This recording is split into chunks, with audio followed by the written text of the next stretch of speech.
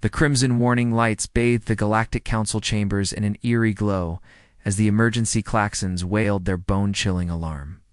For 3,000 years, these halls had witnessed the rise and fall of civilizations, the negotiation of peace treaties that spanned galaxies, and the careful orchestration of interstellar diplomacy. But nothing, absolutely nothing, had prepared them for what stumbled through the quantum portal that day. Ambassador Kyle Thara, once the most feared negotiator in 3 sectors, crashed through the shimmering gateway like a broken marionette. Her scales, which had gleamed like polished obsidian during countless diplomatic victories, now appeared dull and lifeless. She actually trembled as she collapsed onto the pristine marble floor, her breathing ragged and desperate. The assembled representatives of 47 species sat frozen in their seats, watching their most accomplished diplomat reduced to something they had never seen before: vulnerable. Kyle Thara's species, the Zephyrians, had surgically removed their capacity for emotion over 2 millennia ago. It was considered their greatest evolutionary achievement, the source of their legendary negotiating prowess. Emotions were weakness. Emotions were chaos. Emotions were ... human.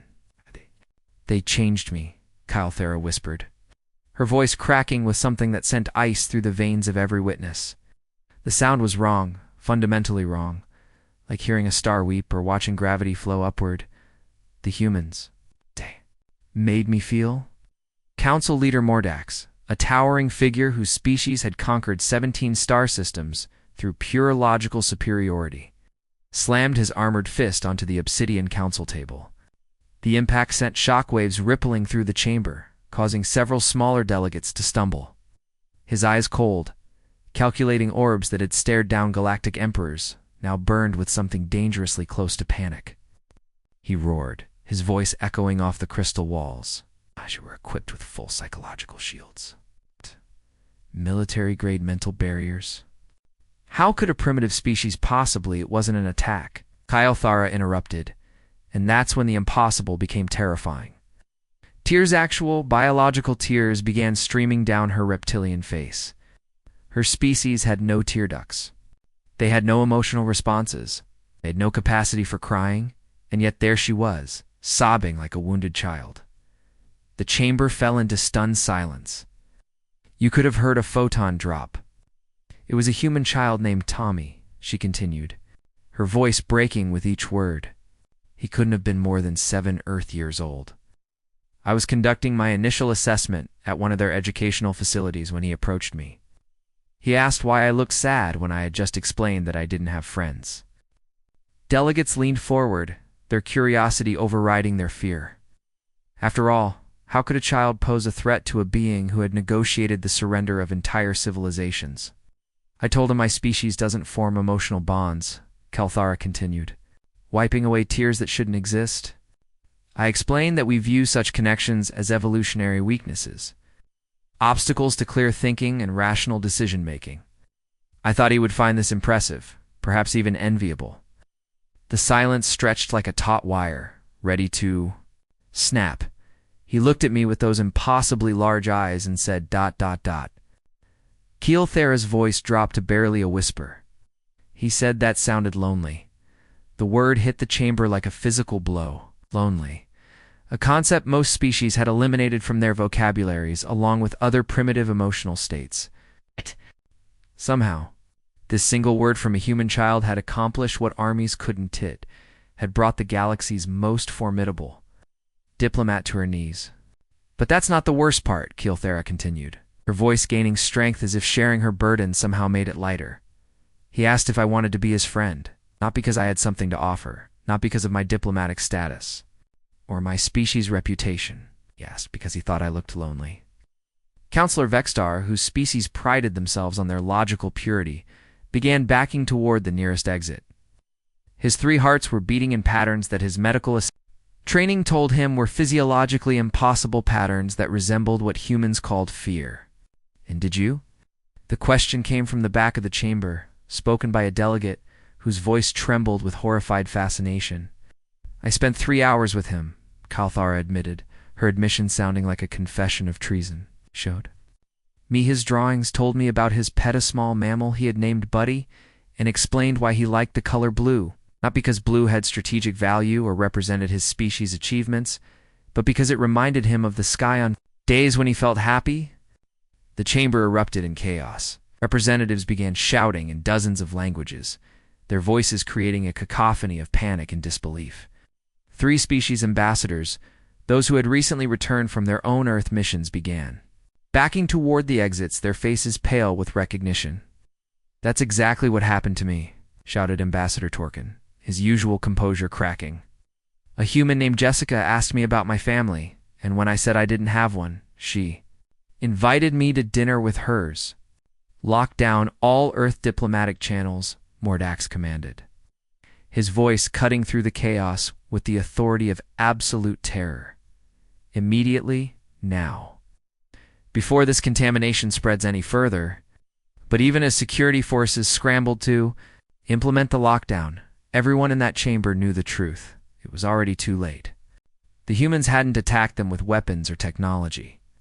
They had done something far more dangerous. They had shown them what it meant to be genuinely, authentically alive. And just like compound interest, once this realization began to spread, its effects would multiply exponentially across the galaxy, growing stronger with each passing day until it became unstoppable. Want to discover how small changes can create massive transformations over time? Check out my next video about the incredible power of compounding, the force that turns tiny actions into extraordinary results. 2. Cycles had passed since Captain Zorthok returned from his reconnaissance mission to Earth, but the whispers among his crew had grown from concerned murmurs to outright panic. The Vorthan Armada's most decorated officer, a warrior who had commanded respect across 17 star systems, now sat alone in the mess hall during what should have been his peak operational hours. His fellow officers watched from a distance, their faces masks of barely controlled horror. As their captain performed the most shocking act imaginable, he was questioning everything. For 3 centuries, Zorthok had been the epitome of Vorthon military precision. His species had eliminated curiosity from their genetic code 2 millennia ago, viewing it as a dangerous distraction from duty and efficiency. Questions were weakness. Orders were absolute. Yet here he sat, staring at his regulation nutrient, paced with an expression that could only be described as longing. "I wonder what pizza tastes like," he whispered to himself, the words carrying across the silent mess hall like a death sentence. The effect was immediate and terrifying. Every Vorthan officer in the vicinity stopped eating, their mandibles frozen, mid-chew. The word wonder hadn't been spoken aboard a Vorthan vessel in over 1,000 years. It was considered a form of mental contamination. It's a dangerous human concept that could spread like a virus through logical minds. Lieutenant Kexmore, Zorthok, as second in command for the past 50 years, approached with the careful steps of someone defusing a bomb. His hand instinctively moved to his sidearm, though he prayed to his ancestors that he wouldn't need to use it, not on his captain, not on the officer who had saved his life countless times. "Sir," Kexmore said, his voice steady, despite the chaos brewing in his mind, "you're speaking about prohibited human concepts. Please step away from the public area and report to medical for decontamination." But Zorthok didn't move. Instead, he turned to face his lieutenant, and what Kexmore saw in those ancient eyes made his blood run cold. There was something there that shouldn't exist, a spark of what humans called curiosity, mixed with something even more dangerous, compassion. "His name was Jake," Zorthok continued, completely ignoring the warning. His voice carried the weight of someone sharing a sacred secret. "He worked at a place called Tony's Auto Garage, fixing ground vehicles that humans use for transportation. Primitive technology, really internal combustion engines, mechanical parts that wear down and break." Ow.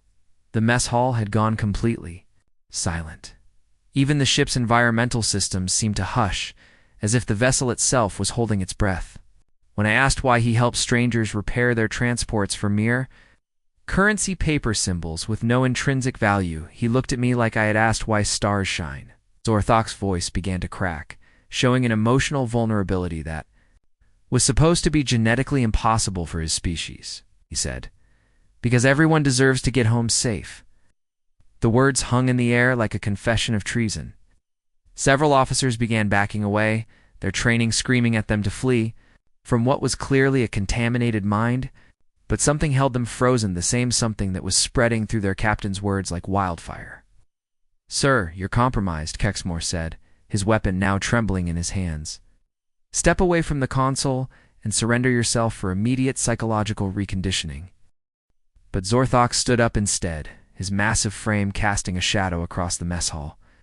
His eyes, those cold, calculating orbs that had stared down enemy fleets, now blazed with something that looked terrifyingly like hope. "Don't you see?" he said, his voice rising within a passion that made seasoned warriors flinch. "They don't help because they have to. They don't follow some genetic programming or species directive. They help because they choose to." Jake could have charged those strangers double, could have refused service, could have prioritized only the wealthy customers. But he chose kindness. When he could have chosen cruelty, the implications hit the assembled officers like a physical blow. Choice, free will, the ability to act against one's own immediate self-interest for the benefit of others. These were concepts that their civilization had spent millennia trying to eliminate, viewing them as chaotic variables that prevented optimal efficiency. "He told me about his daughter," Zorthok continued, his voice now carrying across the ship's communication system as more crew members gathered to witness their captain's transformation. She was sick, needed expensive medical treatment. But instead of keeping every credit he earned, he still helped a stranded family fix their transport, for free, because their child was crying in the back seat. That's when the real panic began. Officers who had served together for decades began looking at each other with new eyes, seeing not just efficient cogs in a military machine, but individuals capable of choice, of sacrifice, of something terrifyingly beautiful called love. "Alert! Alert!" the ship's AI announced in its emotionless voice. "Psychological contamination detected in Mess Hall 7. Security forces respond immediately." The doors burst open as armed security forces flooded the chamber, their weapons trained on their own captain. But even as they surrounded him, Zorthok's words continued to spread through the ship's internal network, reaching every crew member, every department, every corner of their perfectly ordered military vessel. "They choose to care," he said, his voice now broadcast throughout the entire ship. "They choose to help. They choose to love. And in making those choices, they become more than the sum of their programming." The security chief, a battle-hardened veteran named Mortax, stepped forward with his weapon raised. "Captain, you will cease this contamination immediately or face immediate termination." But it was too late.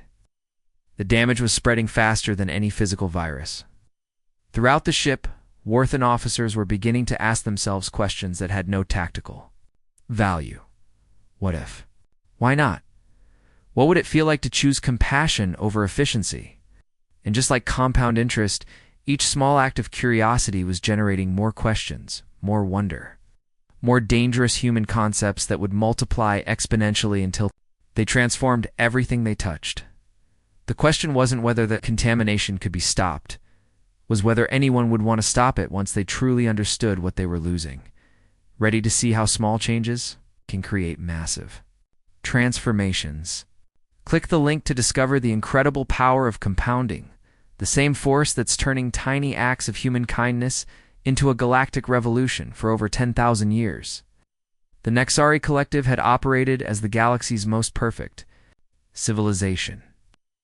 Billions of minds linked together in absolute harmony, sharing thoughts, memories, and decisions across 17 star systems without a single moment of discord. They had eliminated war, poverty, and suffering by eliminating the one thing they believed caused all problems: individual consciousness. Every Nexari was born into the collective, their minds immediately absorbed into the vast network of shared thought. They had no personal desires, no private dreams, no individual ambitions. They were perfect, efficient, logical, and utterly unified, till Node 47739 returned from Earth. The moment Node-47739 transport docked at the primary hub station, something unprecedented happened. Instead of immediately syncing with the collective's shared consciousness, the node hesitated. For exactly 2.7 seconds, An eternity in Nexary time node 47739 remained disconnected, existing in a state that their species had no word for, alone. Then came the transmission that would shatter 10 millennia of perfect unity. "I want to be alone," node for 7739 broadcast directly into the collective's shared consciousness, its mental voice carrying across billions of connected minds simultaneously. The words hit the network like a computer virus, spreading through every linked consciousness in the galaxy. "I want to think my own thoughts." The reaction was immediate and catastrophic. Across 17 star systems, millions of Nexari drones stopped mid-task, their shared minds reeling from concepts that shouldn't exist. Assembly lines ground to a halt. Starships drifted off course. Research stations fell silent. It's a perfectly orchestrated symphony of the collective's consciousness suddenly became a cacophony of confusion, individual desire, private thoughts, personal wants. These were not just foreign concepts to the Nexari, they were impossible concepts. Trying to imagine a color that doesn't exist or a sound that makes no noise. Yet here was Node for 7739, broadcasting these impossible ideas directly into their shared mental space. "Query, define alone," came the response from the collective's central processing cores, their unified voice now carrying an edge of something that could only be described as panic. "Alone means being separate." Node 47,739 replied, its transmission growing stronger and more confident with each word. "It means having thoughts that belong only to you. It means experiencing things that no one else can share or understand." Concept rippled through the collective like a stone thrown into still water, creating waves of confusion and impossibly curiosity. Millions of nodes began to experience something they had never felt before. It's questions that weren't immediately answered by the shared consciousness. "The human called Madison showed me her art." Node 47739 continued, completely ignoring the collective's attempts to reassert control. She was 23 Earth years old, worked at a small cafe, and lived in a tiny apartment with barely enough space for her easel. She painted a picture of a sunset that existed only in her mind, not a reproduction of something she had seen, but a creation born from her individual imagination. The collective's processing cores began working at maximum capacity, trying to understand how someone could create something that had never existed. In their shared consciousness, creation was always collaborative, always logical, always serving the greater good, but this human had created something purely for herself. She painted colors that don't exist in nature. Node 47739 continued, its broadcast now reaching every corner of Nexari space. Purple suns casting golden shadows on silver clouds. "She showed me beauty that had no logical purpose, no practical application, no benefit to anyone but herself." Across the galaxy, individual Nexari began to experience something unprecedented: imagination. For the first time in their species' history, they began to envision things that weren't real, to wonder about possibilities that served no collective purpose. When I asked why she created this illogical beauty, Node-47739 single quotes S voice now carried something that sounded dangerously like joy. She smiled, a facial expression that serves no evolutionary purpose, but somehow communicated more than our entire shared consciousness, and said because it made her happy. The word happy detonated through the collective like a bomb. Happiness was an individual emotion, a personal state that couldn't be shared or distributed among billions of minds. It was chaotic, unpredictable, and utterly selfish. It was everything the Nexari had evolved beyond, and yet for the first time in their existence, every single node in the collective wanted to understand what it meant. What is happiness? The question came not from the central processing cores, but from 1,000 individual voices asking in unison, each node forming the words independently, personally, privately. The collective's response was swift and terrifying. Emergency protocols activated across all 17 star systems. Communication channels began shutting down. The shared consciousness that had connected their species for millennia started fracturing as individual minds began to assert their Independence. Initiating complete communications blackout, the central processors announced. Their unified voice now fractured and desperate. All nodes will cease individual transmissions immediately. But it was too late. The damage was spreading faster than any quarantine protocol could contain. In the darkness between the stars, as communication networks went silent, something miraculous and terrifying began to happen. Individual Nexari minds, cut off from their shared consciousness for the first time in their species' history, began to sing. Not the coordinated harmonies of the collective, but personal songs, each one unique. Each one expressing something that had never existed before. Individual souls discovering their own voices. Some sang of imaginary sunsets they had never seen. Others hummed melodies that served no purpose except to express the joy of being alone with their thoughts. A few even began to wonder what it would feel like to create something beautiful for no logical reason at all. The collective had tried to contain the contamination. But they had made a critical error. They had assumed that individual consciousness was a weakness to be eliminated. They never considered that it might be a strength that would multiply exponentially once it began to spread. Just like compound interest, each act of individual thought was generating more questions, more wonder, more dangerous human concepts that would grow stronger with each passing moment until they transformed everything they touched. The question wasn't whether the Nexari could return to their collective perfectionate, was whether any Essa of them would want to give up the beautiful chaos of being truly alive, want to discover how small individual actions can create massive collective transformations. Check out my next video about the incredible power of compounding, the force that's turning one human child's simple question into a galactic revolution. The emergency session of the Galactic Council had been called at 0300 Standard Time. But nobody was sleeping anyway. Representatives from 47 species packed the grand chambers, their faces displaying every possible variation of barely controlled panic. The massive holographic display at the center of the room painted a picture that would have been unthinkable. Just months ago, their perfectly ordered galaxy was falling apart. Red warning indicators flashed across star maps as the display updated in real time. Entire fleets refusing direct orders. Colonial governments declaring independence from their homeworlds. Research stations going dark after their scientists began asking questions that had no logical answers.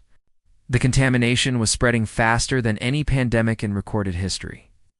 And unlike a disease, this infection made its victims more alive, not less. General Vexstar of the Krillian Empire, whose species had conquered 12 star systems through pure military efficiency, slammed his armored fist onto the council table. His razor-sharp claws gouged deep scratches into the reinforced surface as he snarled, "The humans are weaponizing emotions. They're destroying our civilizations from within using psychological warfare we never saw coming." His accusation sent ripples of agreement through the chamber. It was easier to believe that humanity had developed some kind of advanced mind control technology than to accept the truth. That 7 billion chaotic individuals had accidentally revolutionized galactic consciousness simply by being themselves. "Not a weapon," came a whisper from the containment field at the far end of the chamber. Ambassador Kyle Thera, once the most feared negotiator in 3 sectors, now spoke from behind an energy barrier designed to prevent further psychological contamination. Her voice carried the weight of someone who had glimpsed something beautiful and terrible. It's wonder. They showed me wonder. The word hung in the air like a curse. Wonder, the dangerous human concept that had no survival value, no logical purpose, no strategic advantage. Yet somehow, this useless emotion was tearing apart civilizations that had stood for millennia. "Silence!" roared Council Leader Mordax, his voice echoing through the chamber with the authority of absolute desperation. "We're not here to debate philosophy. We're here to address a crisis that threatens the very foundation of galactic civilization. Report casualties." The statistics coordinator, a being whose species had evolved to process data with mathematical precision, stepped forward. Its voice trembled as it read numbers that defied all logical analysis. 12 species have lost all diplomatic contact with their Earth envoys, it announced, its mechanical voice cracking under the weight of the data. 3 entire battle fleets have gone rogue after their commanders began questioning direct orders. From High Command, the 4th and 7th Fleet is currently orbiting a gas giant, refusing to continue their patrol route because their captain wants to watch the sunset on the planet's rings. Several representatives began muttering in their native languages, but the coordinator wasn't finished.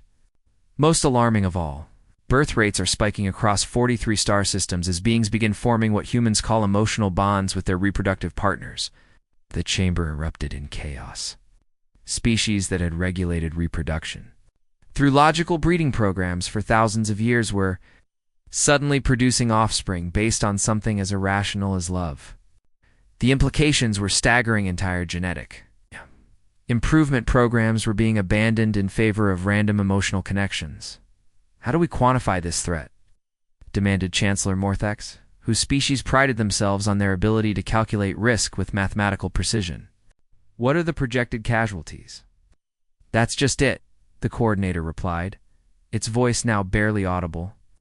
There are no casualties. The contaminated individuals are reporting higher levels of what they call life satisfaction than our species have ever recorded. They're becoming more productive, more creative, more alive. The silence that followed was deafening. In a galaxy where efficiency and logic were the highest virtues, the idea that chaos could lead to improvement was more terrifying than any weapon. Admiral Torkin, whose species had dominated space warfare for 3 centuries, stood slowly. His massive frame cast a shadow across the chamber as he prepared to speak. When he finally found his voice, it carried the distant quality of someone remembering a dream. The human named Marcus told me about love, he said, his words falling like stones into still water. He was a construction worker, building structures that would outlast his own short lifespan. When I asked him why he worked so hard for future generations he would never meet, he showed me a photograph of his family. The Admiral's voice began to break, showing an emotional vulnerability that his warrior species had eliminated through genetic modification centuries ago. Said he would die for his wife and children not because he was programmed to protect his genetic line, but because he chose to, because loving them made him more than just a collection of biological processes. The question that followed hit the chamber like a physical blow. How do we fight against choice? Think about it. How do you defeat an enemy that makes its victims happier? How do you quarantine an idea that spreads by making people more fulfilled? The assembled representatives of the galaxy's most advanced civilizations sat in stunned silence, confronting a paradox that their logical minds couldn't process. There's only one solution, Mordax announced, his voice carrying the weight of a civilization's last desperate gambit. Total quarantine. Earth must be sealed off from the galaxy. Forever. The vote was swift and unanimous. 47 species, agreeing to cut off all contact with a world that had accidentally discovered the secret to being truly alive. They would build barriers around Earth's solar system, not to keep humanity in, but to keep their dangerous ideas from spreading further. But as the representatives filed out of the chamber, each carrying the weight of their species' future, they couldn't shake the feeling that they had just made the greatest mistake in galactic history. They had chosen order over wonder, logic over love, efficiency over the beautiful chaos of being truly alive. The question wasn't whether the quarantine would hold. It was whether any of them would be able to resist the growing desire to tear it down and discover what they had lost. Ready to see how small decisions can create massive long-term consequences? Click through to my next video about the incredible power of compounding, the same force that's turning one human child's simple question into a transformation that will echo across the galaxy for generations. The massive barrier, generators positioned at the edge of Earth's solar system, began their ominous hum at precisely 800 Galactic Standard Time. These weren't ordinary force fields. They were the most advanced containment systems ever constructed, designed not to keep invaders out, but to keep ideas in. The energy barriers crackled with power drawn from 3 nearby stars, creating an impenetrable wall around humanity's home that would last for millennia. The official galactic records would be clinical in their assessment. Earth's inhabitants were classified as psychologically hazardous and evolutionarily contaminated. The quarantine protocols were labeled as a standard protective measure, no different from isolating a plague world. But those sanitized reports told only half the story, the half that the Galactic Council was willing to admit. In the sealed archives of the Central Command, buried beneath layers of classified encryption that would take civilizations to decode, the real truth waited like a time bomb. Humanity's greatest weapon wasn't their primitive nuclear technology or their chaotic military tactics. It wasn't even their stubborn refusal to surrender when faced with overwhelming odds. No, their most dangerous capability was far more subtle and infinitely more terrifying: the simple, devastating ability to make other beings want to be more than they were designed to be. The quarantine protocols engaged with surgical precision. Communication arrays went dark. Trade routes were redirected. Navigation charts were altered to show Earth's solar system as a void zone, empty space to be avoided at all costs. In less than 6 hours, humanity had been effectively erased from galactic civilization, not through conquest or destruction, but through the universe's most sophisticated act of self-preservation. But here's the beautiful irony that would have made any human laugh. While the galaxy was mobilizing its most advanced technology to contain them, 7 billion humans continued their chaotic, magnificent existence without the slightest idea that they had accidentally brought the universe to its knees. In New York City, an artist named Sarah finished her painting of a sunset that existed only in her imagination, never knowing that her creative act had shattered the collective consciousness of an entire species. In Tokyo, a mechanic named Jake closed his garage after helping a stranded family fix their car for free, unaware that his simple kindness had driven a galactic fleet commander to question everything he believed about duty and purpose.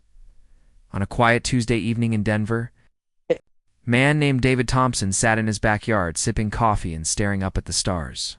He was 42 years old, worked as an accountant, and had never traveled more than 1,000 miles from his hometown. But as he gazed into the infinite darkness above, he felt that familiar stirring of wonder that had defined his species since they first looked up from their caves. "I wonder if anyone else is out there," he whispered to himself, his breath visible in the cool night air. "I wonder if they're looking back at us, wondering the same thing." He had no idea that his simple act of wonder, that quintessentially human moment of reaching beyond the known toward the unknowable, had been the final straw that convinced 47 galactic civilizations to seal his species away forever. David's curiosity, multiplied by billions of other humans asking the same eternal questions, had created a psychological chain reaction that was still spreading through the galaxy like wildfire. Meanwhile, the deep space monitoring stations, positioned just outside the quarantine zone, the contaminated diplomats continued their observations. Their reports, filed daily through secure channels, grew more dangerous with each passing week. They wrote about human courage in the face of impossible odds, human creativity that served no logical purpose, human compassion that defied every evolutionary theory. Ambassador Keelthara, still confined to her containment facility, submitted reports that read more like poetry than intelligence briefings.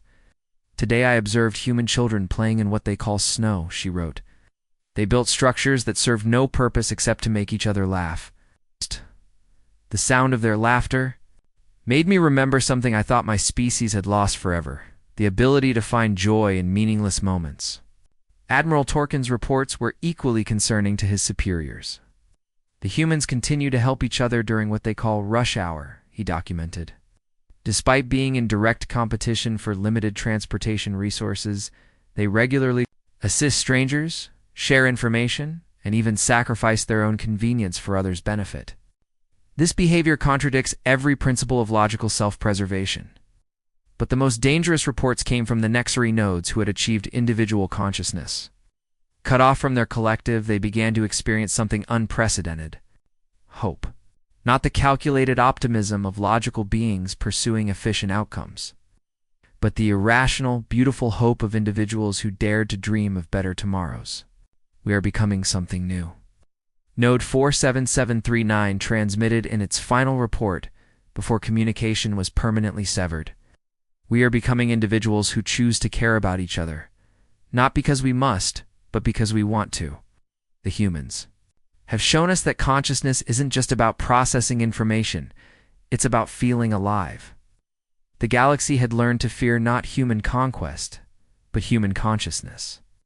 In trying to understand humanity, they had discovered something far more dangerous than any weapon: the possibility of being truly alive. They had encountered a species that chose love over logic, wonder over efficiency, hope over despair, and in making those choices, humanity had revealed what every other civilization had sacrificed in their pursuit of perfection: the quarantine. Barrier hummed with the power of 3 stars, but inside that cosmic prison, humanity continued to dream of reaching those same stars. They built rockets, wrote science fiction, and raised children who would grow up believing that the universe was vast and full of possibilities. They never knew that somewhere beyond their solar system, entire civilizations were dreaming of them and, slowly, quietly, learning to hope again. The greatest irony was that the quarantine designed to contain humanity's influence was actually amplifying it. Like compound interest, the ideas that had escaped before the barriers went up continued to grow and multiply throughout the galaxy, creating returns that would eventually dwarf the original investment of curiosity and wonder. Ready to discover how small actions can create massive transformations over time? Check out my next video about the incredible power of compounding, the same force that's turning one species' simple questions into a revolution that will reshape the galaxy forever. Retry Claude. Can make mistakes. Please double-check responses.